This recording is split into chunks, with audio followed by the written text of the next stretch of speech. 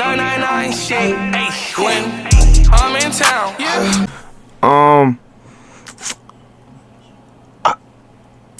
Listen, bro. Don't bully me in the comments, but like today we're doing super spooky Saturday.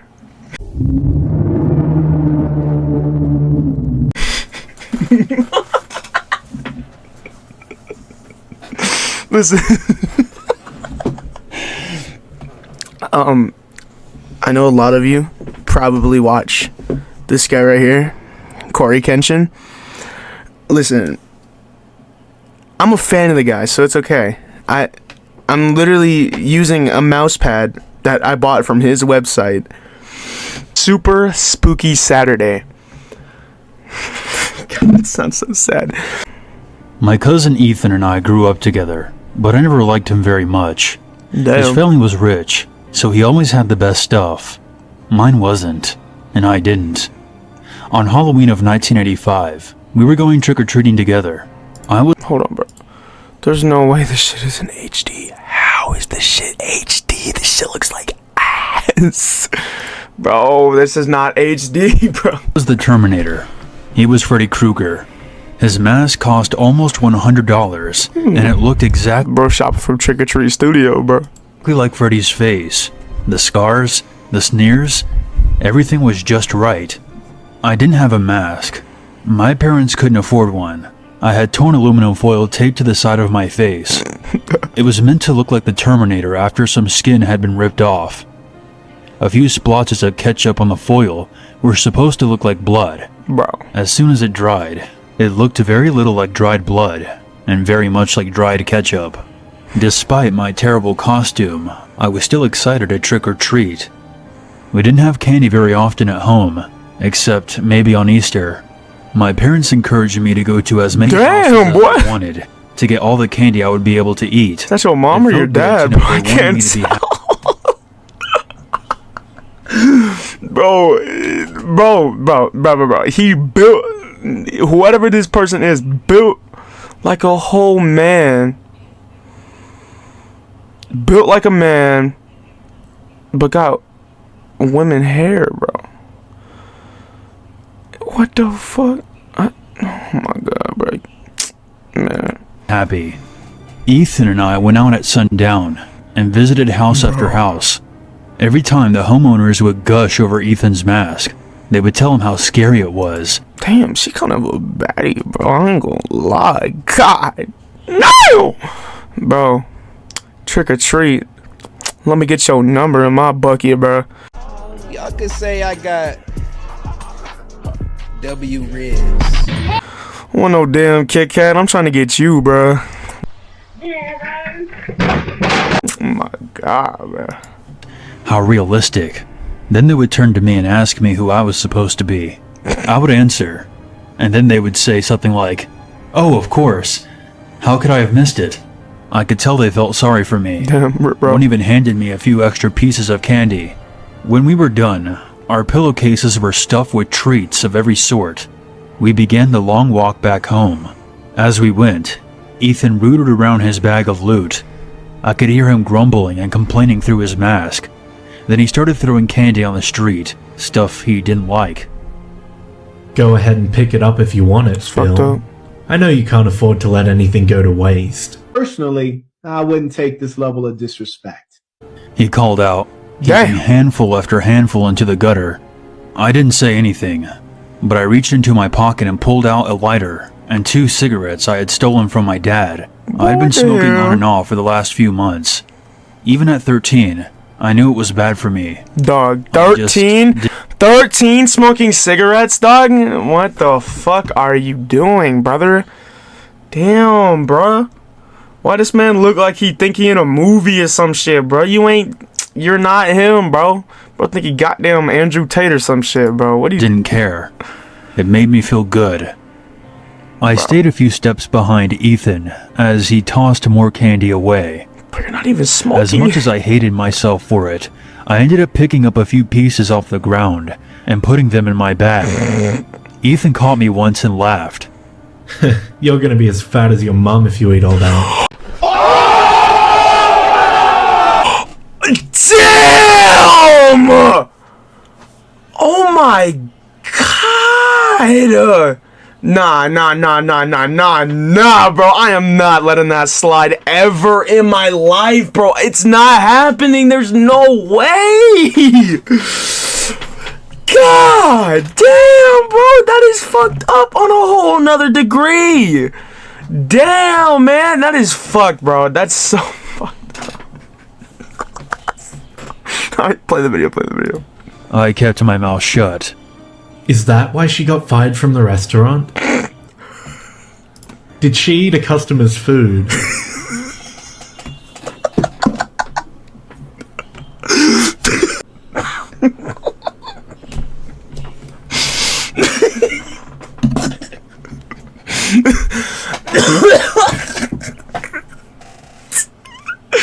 Dude, brother. Brother. That is so fucked up.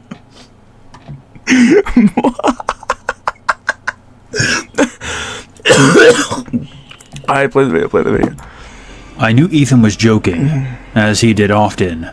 I'm sure in his mind he thought he was being harmless and playful.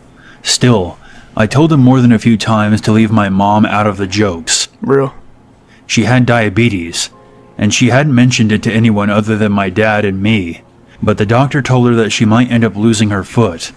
That's why the restaurant had to let her go. It's tragic. She couldn't walk around and wait tables anymore. Change the subject, Ethan, I said. I knew he heard me, and he didn't talk for another minute or so. Until he did again. Hey, you think her and your dad still fuck? I wonder how he even manages to get it in there.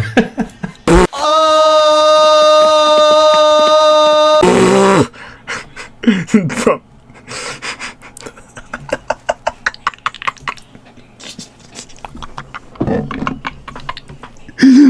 That is so...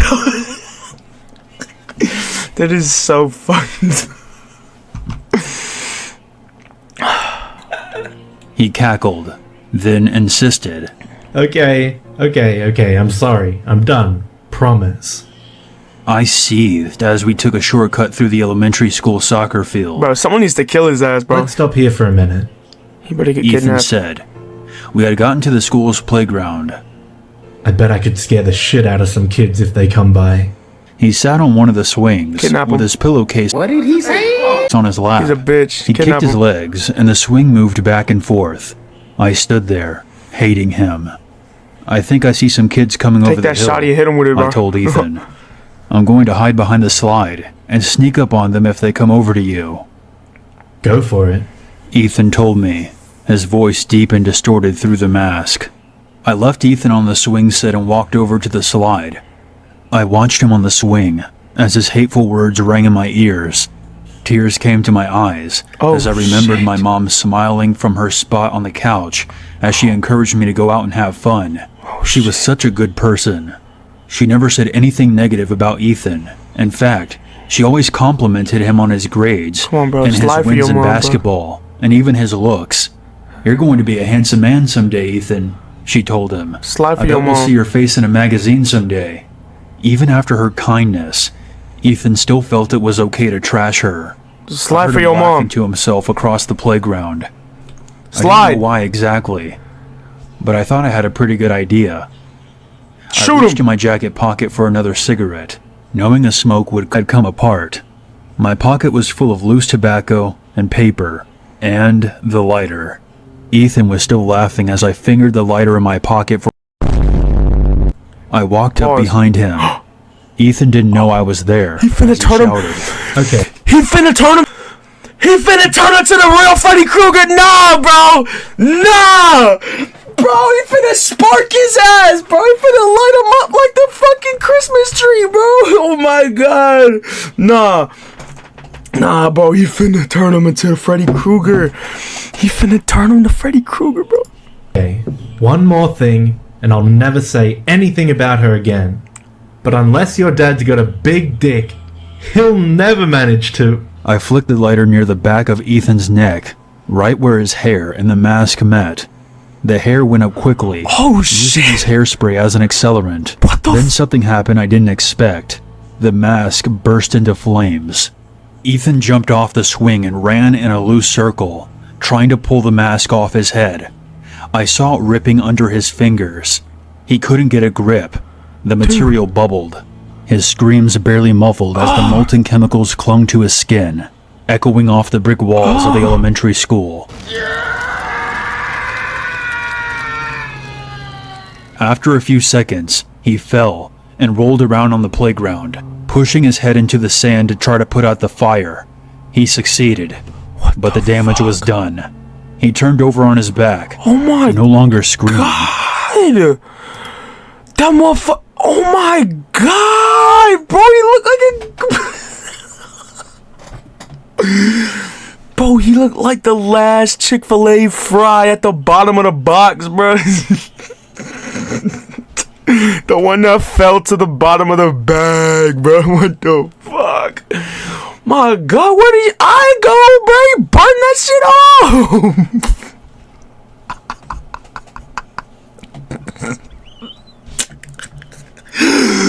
Bro, that's what you get. That's what you get for talking about bro's mom, bro. Hey, yo, all y'all out there, I don't know if you got a good relationship with your mom. That's none of my business. But if you do and you love your mom, slide, bro. Slide for your mother. Bro, my dog is having a fucking seizure.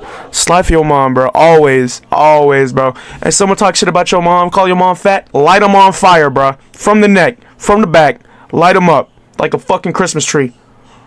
Light them like the Zaza, bro. But gasping and shallow hyperventilated breaths. In the moonlight, I saw the mask was completely fused to what remained of his skin. One of his eyes had completely burst. Damn. But his other darted around, almost like he was confused and wondering where he was. I saw something moving on the other side of the field. Kids were coming.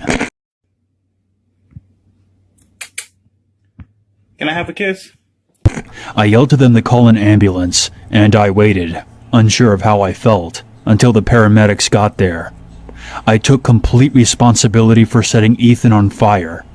I said I had been sneaking up to scare him by flicking the lighter near his face. And yes, I got into a lot of trouble, but everyone believed it was an accident. The cap. Ethan's face was destroyed. God. He had skin grafts and bone grafts, and all sorts of reconstructive surgery. But he never recovered. Not physically or emotionally. My boy ain't finna be in the news no more, bro. He ain't finna be a model. Bro, ain't finna be on a magazine, bro. That shit cap. Yo, bro, look like the goddamn colossal titan, boy. What the? Eat shit, Ethan. Where your nipples at, bro? Them shits ran away, bro. He killed himself in 1990. Oh. His parents held a very expensive funeral. Oh. I was invited. They had forgiven me for my part in his accident years before. Oh. In fact, their subsequent lawsuit against the mask company is the reason why Halloween masks are now made with flame retardant materials. My mom died a few years before Ethan, but not before complications from her diabetes took her left leg. Damn. Dad and I were with her in the hospital. At the same time, Ethan's parents were there to see him through another round of reconstructive surgery. They visited Mom, Dad, and I while Ethan was still under, recovering after a successful set of grafts. We chatted for a while about Mom's hopes for recovery, and then the topic moved to Ethan. Ethan's mom was gushing about how a plastic surgeon had recently joined the hospital after working in Switzerland. He was the best, apparently. He had taken on Ethan's case earlier in the year, albeit remotely. He wrote a substantial article about the new techniques he would be employing. In the world of plastic surgery, it made a big splash, if only for its ambition. Ethan's mom reached into her purse and pulled out the publication. She flipped it open to the page that showed various photographs of Ethan's burns, along with notes and explanations the doctor had written to accompany the article. I could tell Mom was holding back tears. Bro got fucked up. I knew why, too. Her eyes met mine, and she couldn't hold back any longer. She began to weep. Dad and Ethan's mother held her while she cried. I just watched. Mom was thinking that she had been right all those years ago. She had been right for all the wrong reasons, but right nonetheless. Just like she had predicted, Ethan's face had finally made it into a magazine. Wow. On Halloween,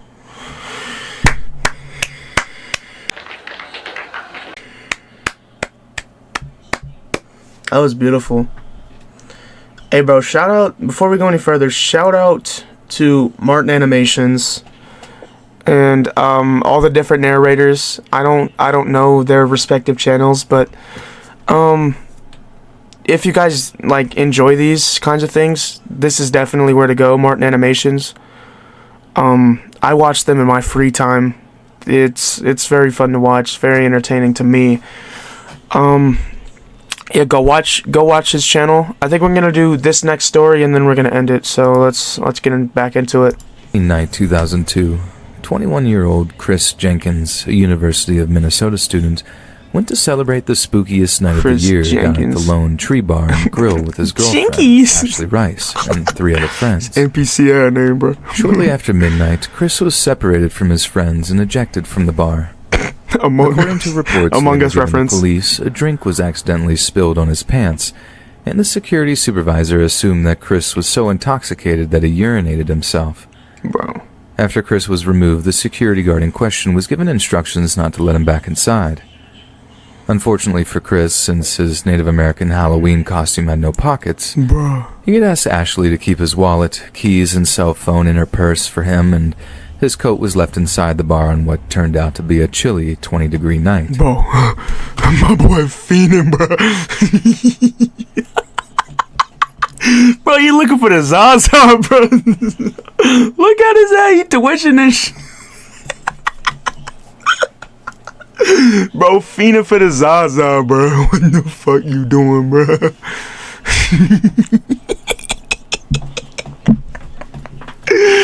Why my boy twitching like that, bro? Why he looking for it? My boy want the Zaza, bro. He want that Zaza so bad. Alright, fuck, I'm gonna play the video. Sorry. Since he was not the designated driver, Chris was unable to get a ride Look at him home and twitching. not contact his friends inside the bar. He was last seen headed away from the bar on foot, but did not return to his residence and was eventually reported missing. Damn. On February 27th the following year, Chris Jenkins' bloated, decaying corpse was found floating beneath a bridge on the Mississippi River. Damn. He was still dressed in his Halloween costume and had gotten wedged in the branches of a large tree located next to the upper St. Man, what the fuck? Is this Valorant? Bro. Man, get the fuck out of here. Anthony Falls Dam. The medical examiner found no signs of foul play on Chris's body, so the official cause of death was listed as drowning. He probably fell off the bridge. Despite the police ruling it a death by misadventure, Yeah. his family launched their own independent investigation and discovered a number of odd discrepancies. Bro. The Jenkins family hired a private detective, Chuck Loesch, to further investigate their son's disappearance. When Loesch questioned staff at the Lone Tree Bar and Grill, they maintained that Chris left the bar on his own, and the venue's owner eventually issued a gag order instructing employees not to speak to anyone without an attorney. Bro. Loesch also contacted the Federal sus. Reserve Bank, who happened to be the owners of the 2 CCTV cameras that had a good view of the Hennepin Avenue Bridge.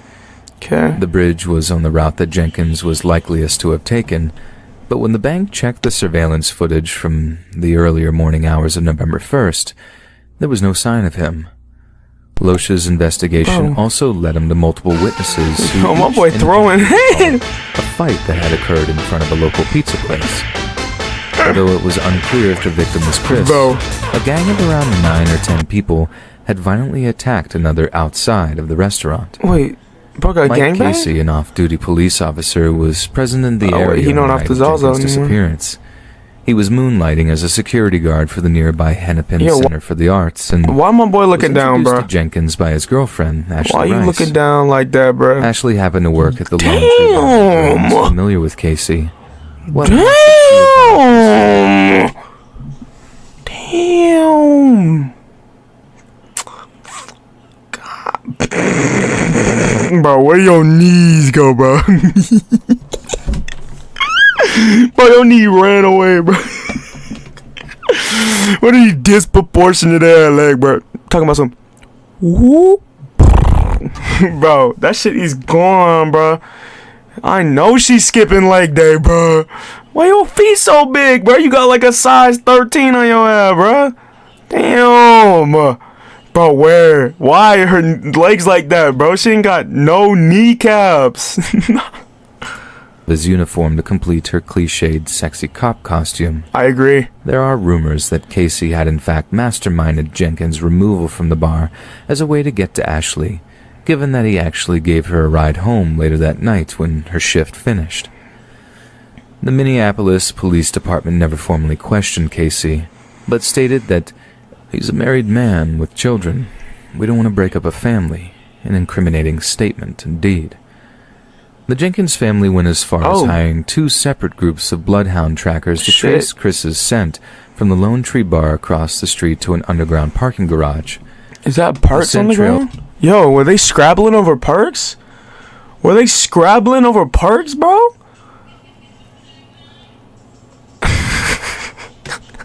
Were they fighting for the 30?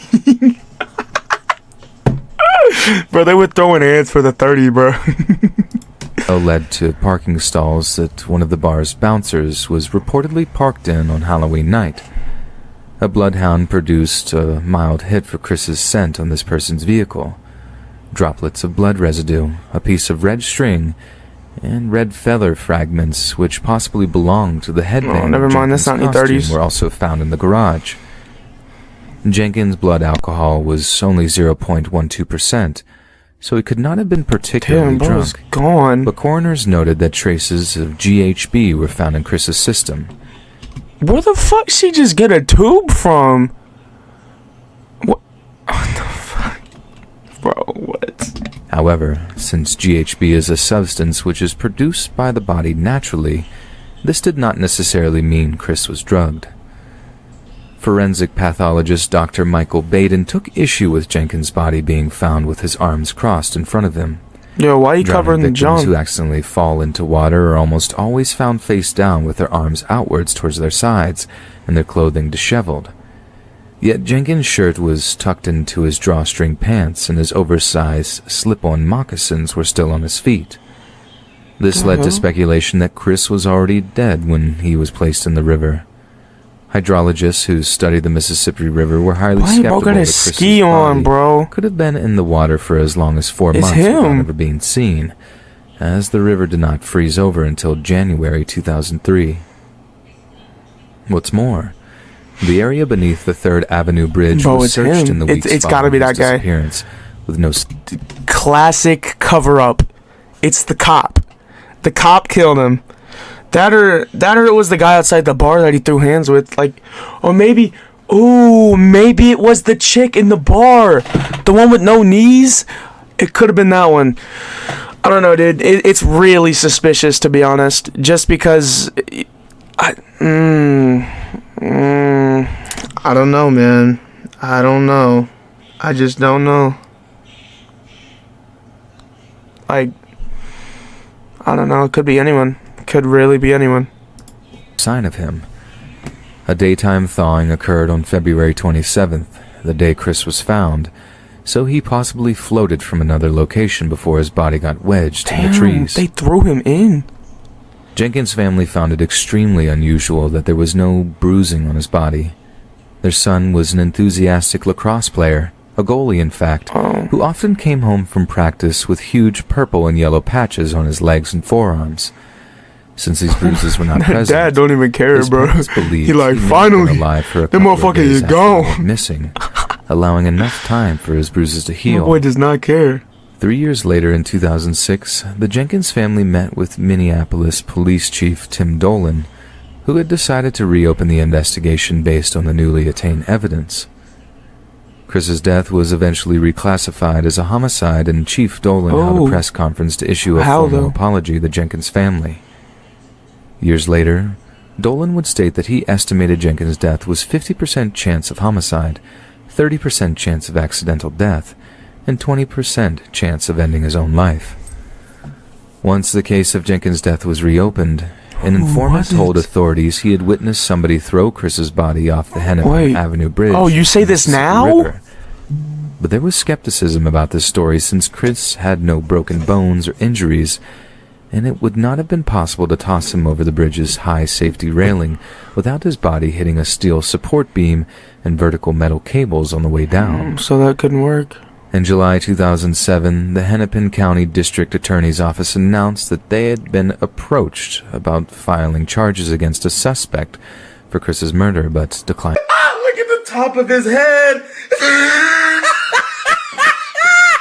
at his lips! To do so.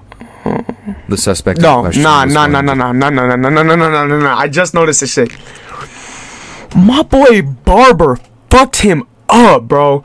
Jeremy Alford, who was serving a life sentence for the brutal murder of a man by the name of Douglas Miller. Alford admitted to being a regular drinker down at the Lone Tree Bar and Grill around the time of Look at it. Oh Chris's case also had been connected to the infamous Smiley Face Killer, as his death took place around the same time that many college-aged men in the Midwest were discovered dead in bodies of water after a night of drinking. Okay. Unlike many of the other cited cases, no smiley face graffiti has ever been discovered in relation to Chris's death. Bro, trying to be the Zodiac killer. I take her soul with the bag and a zipper. I'm a Leo who eat Pisces for dinner. What's your zodiac? I thought it would be kind of fun to share a spooky... Oh, really? You just gonna end it like that? Nobody... Man, that's fucked up. Well, this video is getting to be too long. I gotta wrap this shit up. I'm gonna try to get a face cam soon. I know. You guys want to see my hot, just beautiful, lumptious face so bad. I want to show it to you. I really do, but as of right now, the only camera I have is for a PS4, and that shit does not work. So, face cam soon, probably sometime after Christmas. Yeah. There's gonna be VR videos next week because I'm going out of town, but I'm gonna bring the Oculus so I can still upload for you guys. There's a few games I have in mind I can play. I'm gonna play The Climb, so that should be fun. And then maybe Among Us. I know you guys want to see it. I want to play it. But yeah, we'll get there when we get there. Other than that, this has been another video on the channel. Yeah. Love y'all. Thanks for watching. I'm out this bitch. Bitch got a biker coat and Rick Owens. I know she fucking with that. Brains get Jesus, some big guap on me. Set that bitch up origami, yeah.